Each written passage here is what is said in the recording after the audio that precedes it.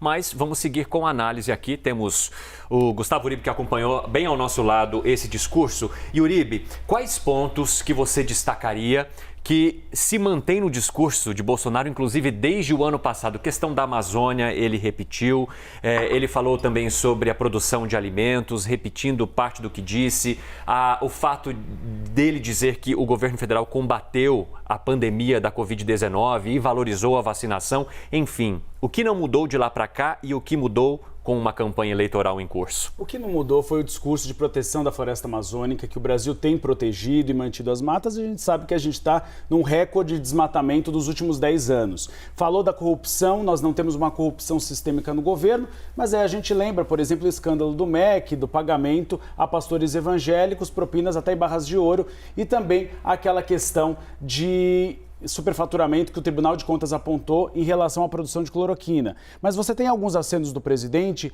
a públicos dele no Brasil. Primeiro deles, quando ele fala com o agronegócio, quando ele diz que houve a diminuição de invasões de terra, quando ele faz o discurso das mulheres, é uma tentativa de suavizar a imagem do presidente Jair Bolsonaro e falar com esse eleitorado. Os benefícios sociais criados, Auxílio Emergencial e Auxílio Brasil, quando ele destaca, por exemplo, também que é importante, os avanços econômicos, que a economia brasileira tem se recuperado. E aí a gente sempre faz aquele asterisco em relação à pandemia do coronavírus. Realmente, o Brasil foi um dos países que mais distribuiu vacinas, mas houve uma série de problemas neste meio, frases do presidente que causaram muita polêmica e também uma demora, por exemplo, para fechar o contrato da vacina da Pfizer. Então é um discurso totalmente doméstico. Algumas referências que ele faz em relação, por exemplo, ao auxílio a católicos perseguidos na Nicarágua, ou quando ele fala também do ingresso do Brasil no Conselho de Segurança da ONU. Isso é um pedido feito por vários presidentes ao longo dos últimos anos. É interessante também que ele fala o avanço da OCDE, mas aí há várias pedras no caminho. Você ainda precisa de uma side letter da OCDE e da União Europeia para que o Brasil se comprometa com mais metas de meio ambiente. Você tem a questão também de regularização de algumas marcas para exportação. Então esse acordo do Mercosul com a União Europeia está um pouco difícil, e o acordo para ingresso da OCDE depende muito também de o Brasil melhorar algumas metas, sobretudo em relação à miséria e meio ambiente. Então é um discurso focado, sobretudo, ao mercado doméstico e uma referência indireta ao ex-presidente Luiz Inácio Lula da Silva. Quando ele fala da corrupção endêmica, ele cita que no Brasil nós tivemos alguém que foi condenado em 3 instâncias. Então ele não fala diretamente sobre Lula, mas ele faz uma menção indireta. Então é um discurso bastante doméstico para um presidente que disputa a reeleição. Bom, tá aqui com a gente, nosso time também estão aqui, Priscila Asbeck e agora Basília Rodrigues também está aqui com a gente. Vou passar a bola para você, Pri, porque um dos pontos principais desse discurso, como já era previsto, é em relação à economia, né? Ao fato do presidente enaltecer as medidas que foram tomadas aqui no seu governo para a retomada da economia nesse período mais crítico da pandemia. Então, inflação em queda, desemprego em queda, tudo isso, né, nas palavras do presidente. Inflação em queda, o próprio combustível caindo. Então, uma série de fatores que contribuíram para uma economia que, segundo ele, está melhor do que vários outros países do mundo. A gente ouve e fala, nossa, tá tudo bem, obrigada, né, Pri? Bom dia. Bom dia, Marcela. Bom dia, Evandro, Uribe, Basília, todos que nos acompanham.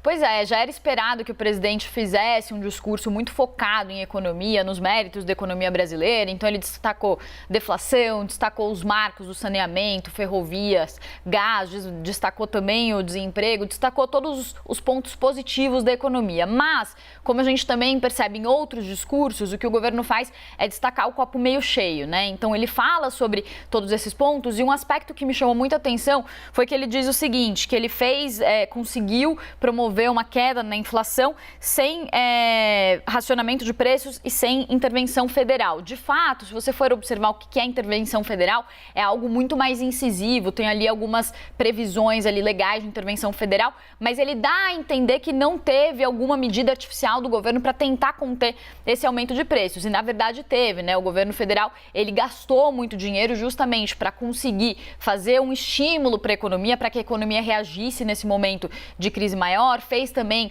aquela medida de teto do ICMS para conter o preço dos combustíveis. Então não é que as coisas aqui aconteceram por mágica, né? Teve uma intervenção, teve uma ação do governo para conseguir chegar nesses resultados. Essa parte o governo não enfatiza porque é justamente essa parte que vai cobrar a conta adiante. Então, quando os economistas avaliam o governo Bolsonaro do ponto de vista da economia, eles de fato fazem elogios a essa questão dos avanços, dos marcos legais, eles falam sobre essa questão também da economia ter avançado em alguns pontos, da questão da deflação, mas eles também sempre fazem uma ponderação dizendo que a questão é que neste ano especificamente o que aconteceu foi que a inflação ela está cedendo também, o estímulo à economia, a economia está reagindo, uma boa parte por causa desses estímulos. Tem também uma reação natural do setor de serviços que está ajudando a nossa economia, mas todos eles alertam do que vem adiante para 2023. Tanto é que nesse ano as perspectivas de crescimento para a economia estão mais próximas de 3%, estão acima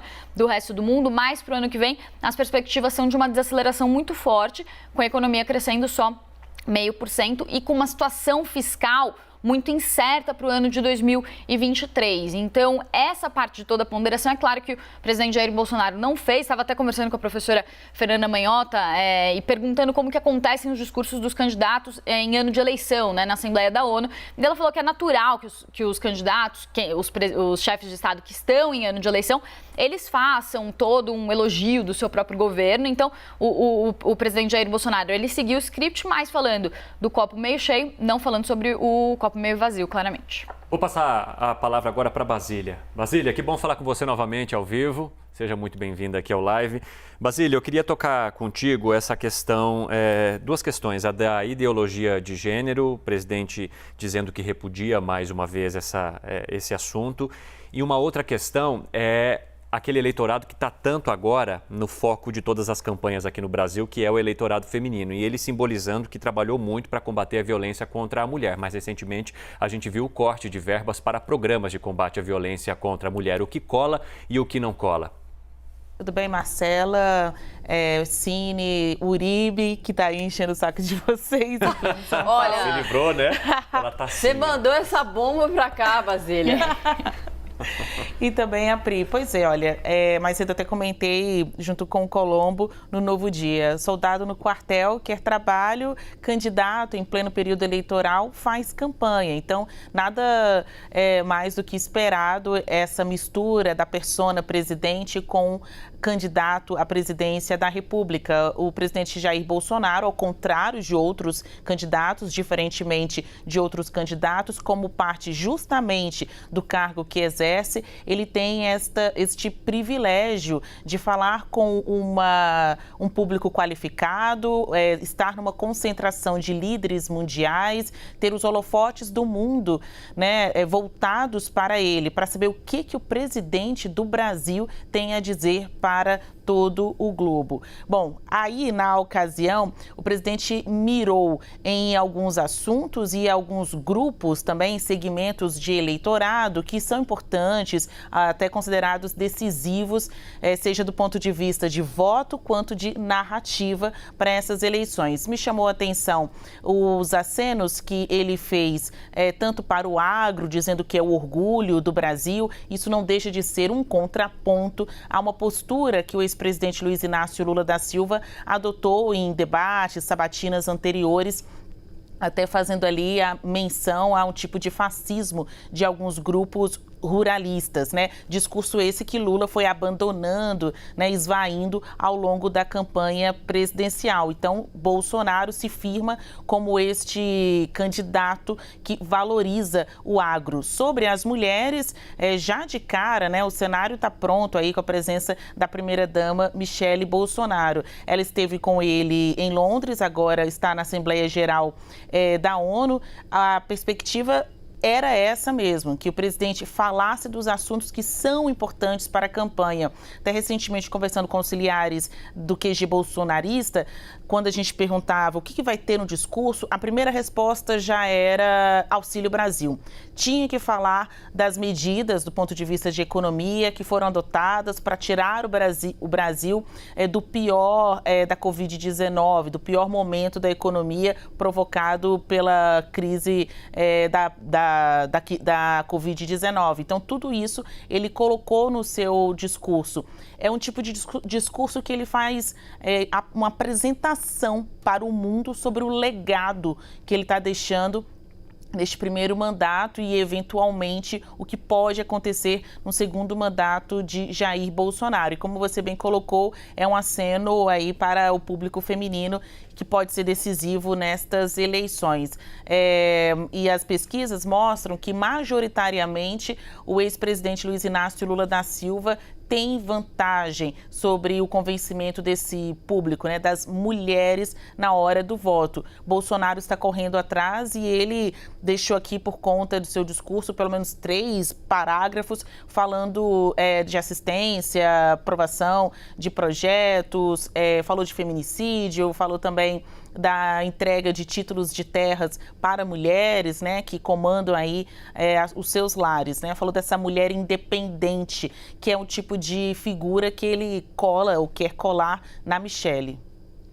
Muito bem, a gente, claro, segue acompanhando a Assembleia Geral da ONU, que vai até o final desta semana, né? Quem falaria agora é o presidente americano Joe Biden, mas por conta do velório da Rainha Elizabeth II, ele vai falar somente amanhã, na quarta-feira. A gente daqui a pouquinho volta a conversar e destrinchar ainda mais esse discurso do presidente Bolsonaro.